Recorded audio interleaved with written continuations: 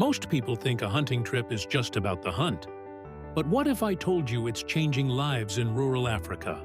I try every year when I take groups over to, I know this year we went to Sparrows and Tarka, and we went and visited the orphanages, and we walked through, and the outfitters that we hunt with, they all, donate and give back. And it's not just them, it's the local farmers too. And in talking to we'll call her the director, for a lack of a better term right now, without those, without people coming and hunting, without those farmers, they could not support those organizations. They couldn't feed those kids. They couldn't clothe those kids. So it's one thing to talk about it, right? But when you go show somebody, and I guess that's the point I'm getting at. So I took a big group with me and I showed them firsthand, like, listen, this is what we're doing. We loaded down the bakkies with mead, and we brought mead, and it was very heartfelt, and the kids sang, and they got to walk through the facility. They saw, what poverty looks like, and we talked about the backgrounds of some of these children and what they come from,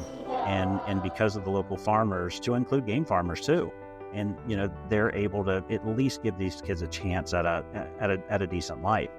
And I know one thing that kind of stuck out for us on this trip, so I took a big group there, and I ended up right back at Sparrows like 3 days later, because when we were talking to the director, she was kind of walking us through, and we realized she had it was 37 or 40 kids or something currently, and they were at max capacity. And she walked us in kind of the laundry area, and there was a single, almost efficiency style washing machine that they used for the entirety of the facility.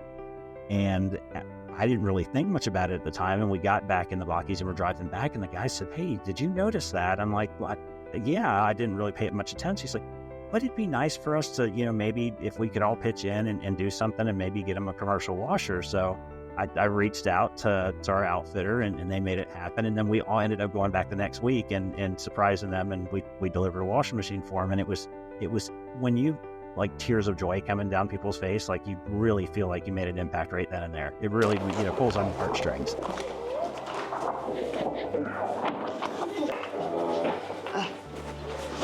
Oh, it's heavy, right?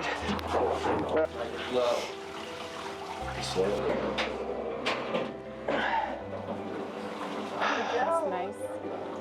I tell you, I get chills just listening to it, because you have so many experiences like that when you're hunting. And when you're given that meat, it's one thing to kill meat to put in your own freezer.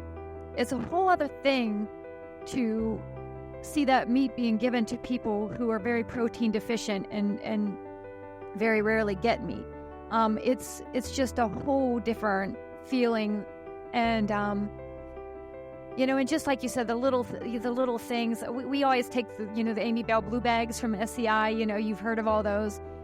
We always take those full of soccer balls and stuff. And just those little things mean so much to the kids and to the people. And then we go to the local store. Like at this last one in Zimbabwe, there was a little tea. And when I say store, I mean I don't even know what we would call a store, but it just is, the little local area of the village. And we bought a bunch of school supplies there, because that also kept the money there in that village, and but it just, when you see how appreciative they are of the smallest thing, it just changes you.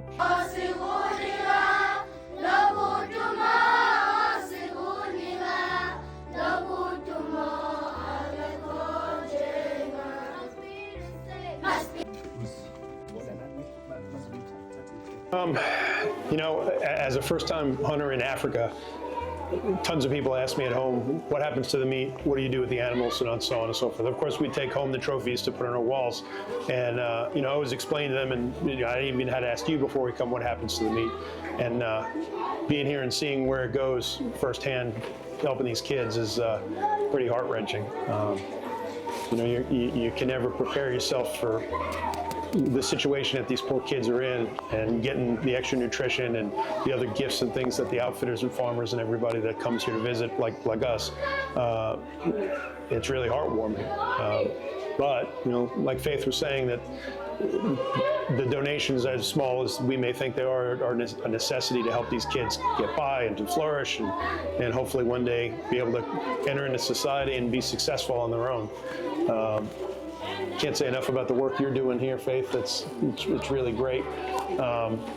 And to everybody at home, when you do come here, maybe bring some things that, simple things, maybe stationery, pencils, pens, whatever, toothbrushes, whatever you can bring to help, because every little bit helps these kids.